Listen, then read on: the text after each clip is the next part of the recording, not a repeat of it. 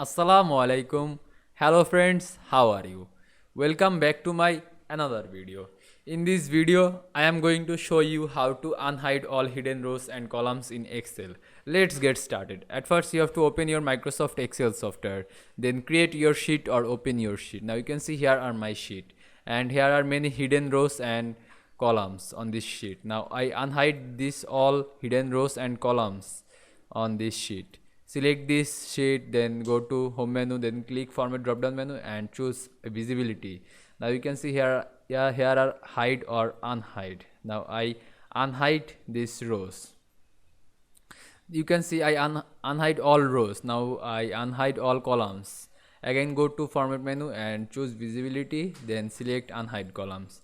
Now you can see I unhide all hidden rows and columns in Excel very easily.